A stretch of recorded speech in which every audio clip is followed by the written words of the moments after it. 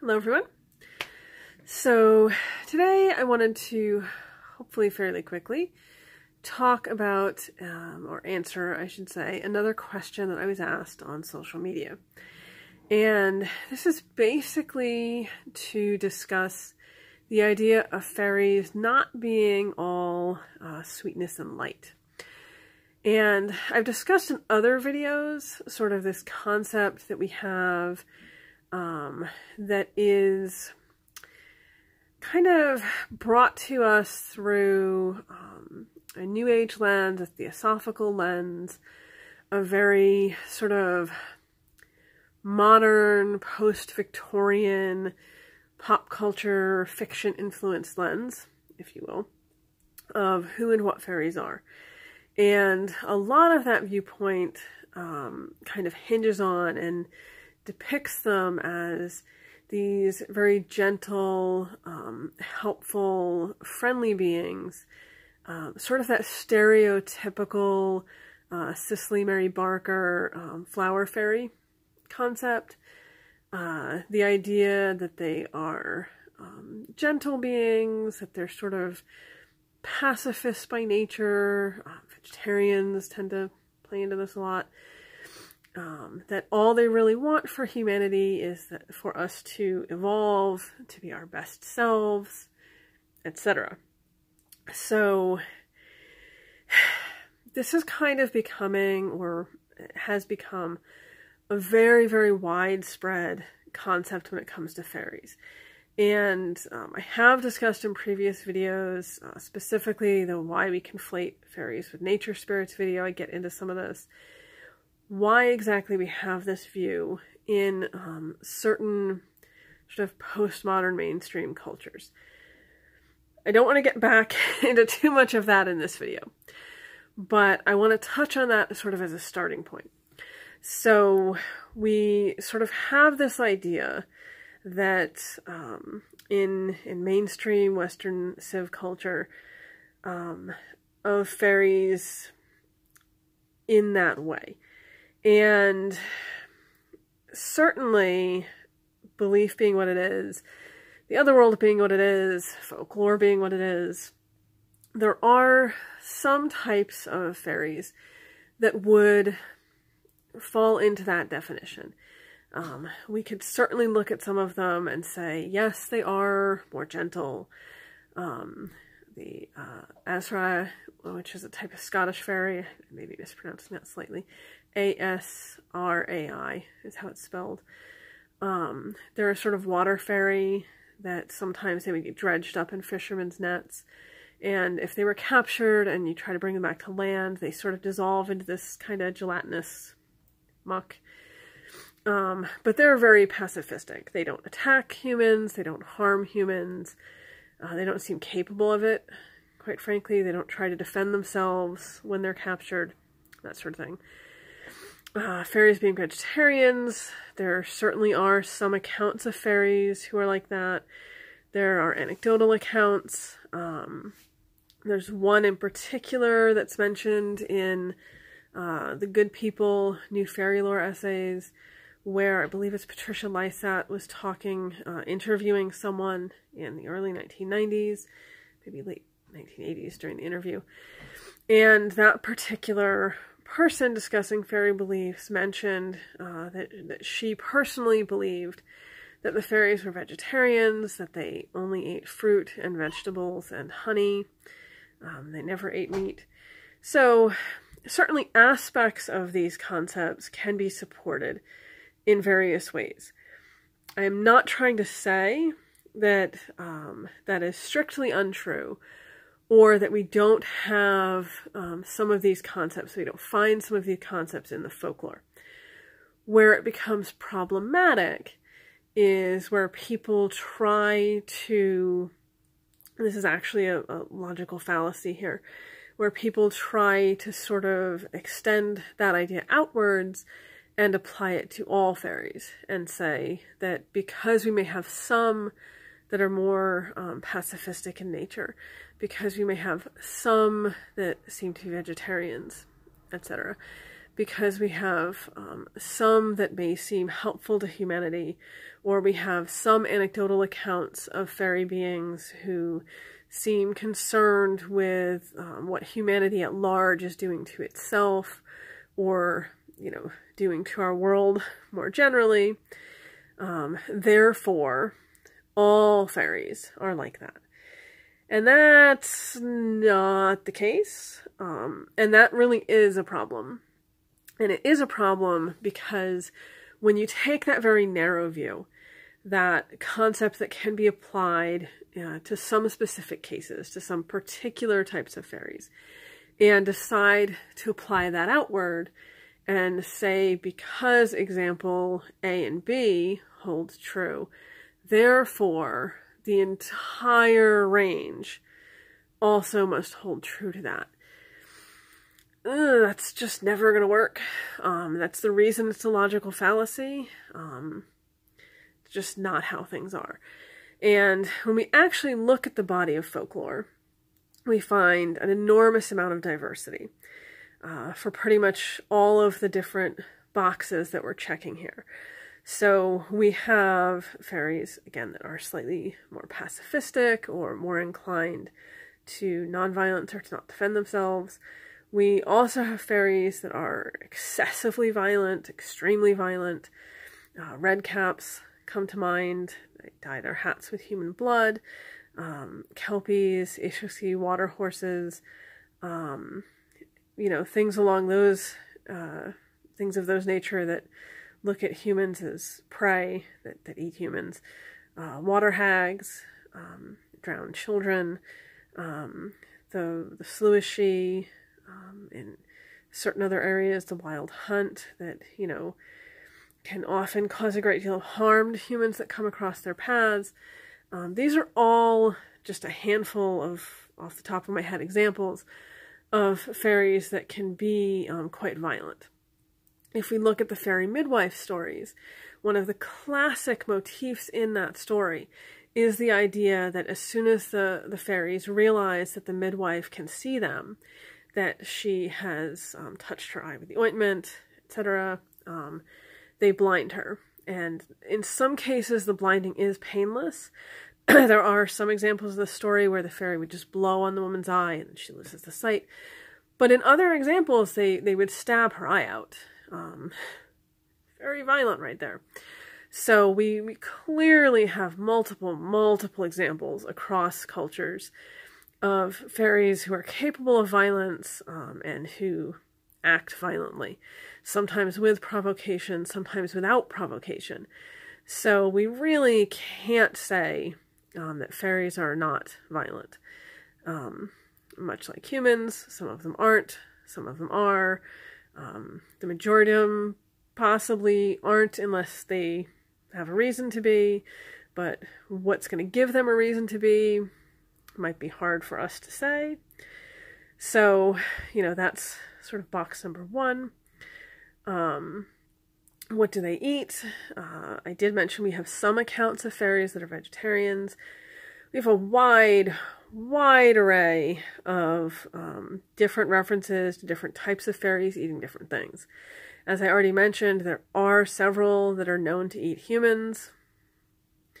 There are quite a few that are known to eat various types of animals, cows and sheep in particular, also fish, if we look at the Trow and Orkney, the Orkney Isles. They are sort of across the board. The majority of them are referenced liking dairy products.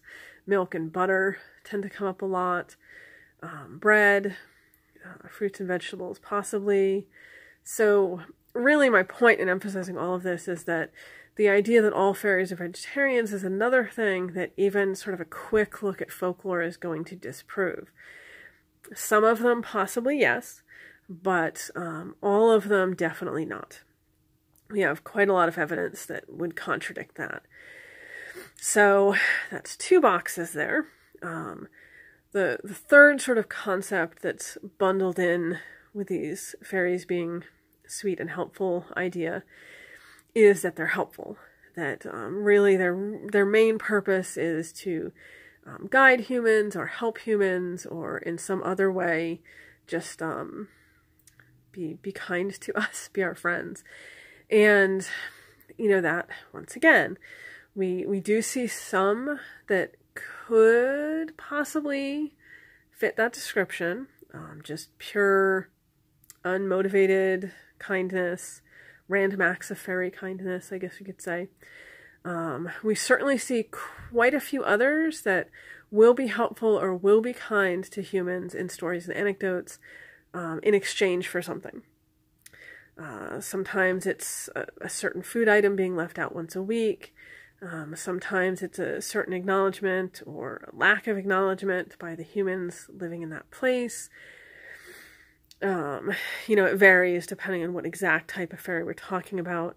Brownies, for example, fairly well-known type of fairy. They will usually be helpful around a home or a farmyard in exchange for something. They're usually not doing it for nothing. There has to be some sort of reciprocal action going on.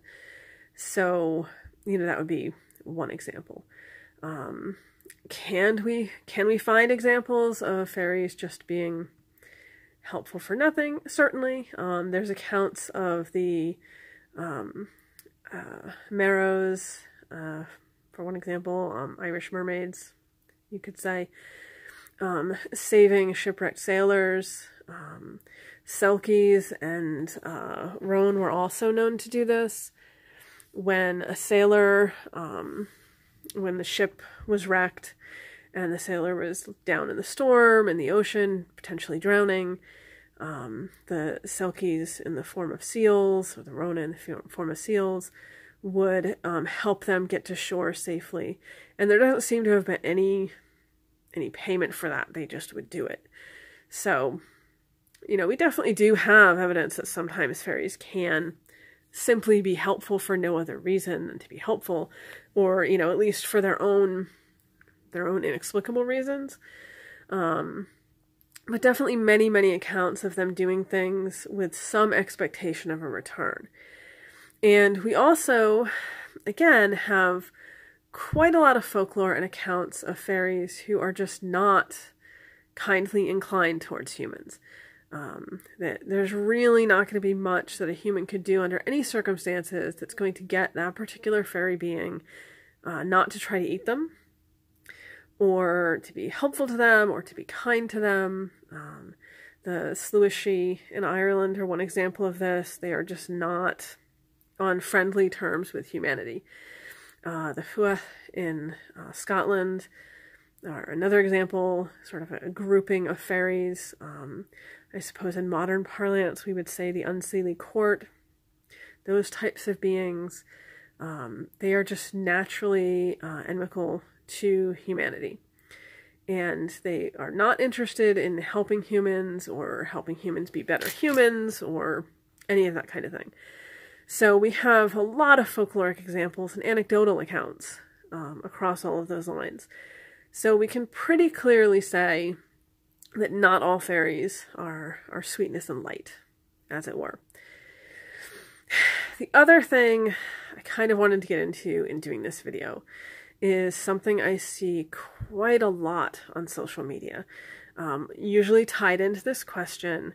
It's often sort of the pagan response, or the response of people who believe in these beings to a lot of the things I just said.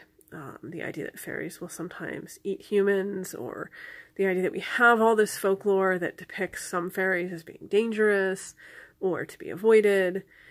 And for some reason, some people tend to respond to this with the idea that the stories of dangerous fairies, the stories of fairies doing harmful things, is some sort of weird propaganda to cause people to be afraid of fairies. And that really just strikes me as a little bit odd, because there's sort of two things going on in that concept, if you're going to go along with that train of thought. First of all, you have to believe that there's an entire category of beings, a very wide-ranging, diverse category of beings equivalent to what in the human world we might just call animals. with, you know, hundreds, thousands of different types and species and variety that are all somehow inherently benevolent and inherently interested in humans. I don't know if I've mentioned this in other videos, but I really have a deep-seated hatred for anthropocentrism. Like, I can't emphasize enough how much I dislike the idea that humans are the center of everything, and that everything sort of revolves around us and our well-being. Again, not to say that there aren't certain specific ones that might be and that are, but definitely not all of them. You know, that would be like saying every animal that exists in the human world is actually domesticated or wants to be domesticated. You know, just patently untrue. So, you know, there's a certain level of illogic there. The other thing is the idea that there's this sort of widespread conspiracy globally across every single culture that's ever existed and had fairy-like beings, that pushes this idea of propaganda against them, making them look bad even though they aren't. And that's just very strange to me. It would have to be like a global human anti-fae conspiracy. That's what it would have to be for that to be true. Certainly when Christianity came in, they were not particularly well inclined towards the fairies and the idea of fairies, although different flavors of Christianity, different strengths of response. Certain types and at certain time periods were not as strongly antagonistic as others. Some were extremely antagonistic, so that's sort of a wider ranging concept. But we can agree that Christianity did come in and did work to literally demonize fairies and had a very negative view of them. That's not disputed. But every single culture that believes in these beings or has equivalent types of beings that would basically be translated into English as fairies, or sort of fit the rough definition of these otherworldly, not human, not strictly divine beings. All of them globally have this idea that some of these beings are helpful, some of these beings are dangerous, some of these beings can be worked with, some of these beings should not be worked with or dealt with because they are just dangerous. So I think the idea that they're all positive and safe, and the idea that we need to just throw out any and all folklore and all anecdotal accounts and all everything that depicts them or suggests that they can be dangerous under any circumstances, I think we really need to understand where that's coming from. And just that, you know, the reason the folklore has been passed on as long as it has, which is hundreds and hundreds of years, the reason that we have so much of it in the living cultures, the reason that we have all these practices, and particularly apotropaic practices, protective practices, is because, you know, people interact with these beings. They believe they're interacting with these beings. And they do cause harm. Harm is attributed to them, just as good things are attributed to them. And I don't think that we can say that the positive things are things that they're doing, but the negative things are not. I think it's a very dangerous road with any type of spiritual being, including gods, ancestors, gods, fairies, whatever, to decide that they are only an entirely benign and benevolent and good, and that any and all stories or accounts of them doing anything harmful is somehow untrue. So I kind of leave you all with that thought, but, you know, touching on the idea of fairies only being sweetness and light, I think we can pretty thoroughly debunk that with really any quick look at folklore.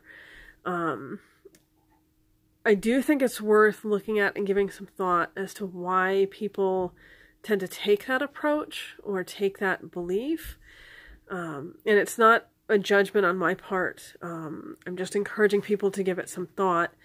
And also, you know, I do acknowledge that the idea that anything negative ever written, any negative accounts and stories is propaganda. I do think we need to ditch that idea. Particularly because people do continue to this day to have negative or harmful or dangerous experiences with these beings. And, you know, we can get into more about that maybe in another video, but the fact that it continues to happen today, the fact that it just is something that is part of the nature of some of these beings is worth considering. There's a lot of diversity out there in folklore, there's a lot of diversity out there in fairy lore, there's a lot of diversity with these beings. And you kind of have to understand that. I've used this analogy before, but I'm going to stick with it because it's a good analogy. It's like if you go out hiking in the woods, you know, there's going to be some animals there that are really harmless, there's going to be some animals there that might even be fairly friendly or fairly used to humans, and there's going to be some animals there that are dangerous. And whether it's that they're dangerous because they're defending themselves and, you know, you're doing something that they perceive as threatening, whether it's because they're dangerous because they're hungry and you look yummy, or you're infringing on their territory, or whatever the reason may be, they are still dangerous to you. So, you know, the reality is some types of fairies are dangerous. They are not all safe. So with that cheerful thought, I will leave you for today. Any questions, drop them in the comments, and I will try to make another video soon. Have a good day, everybody.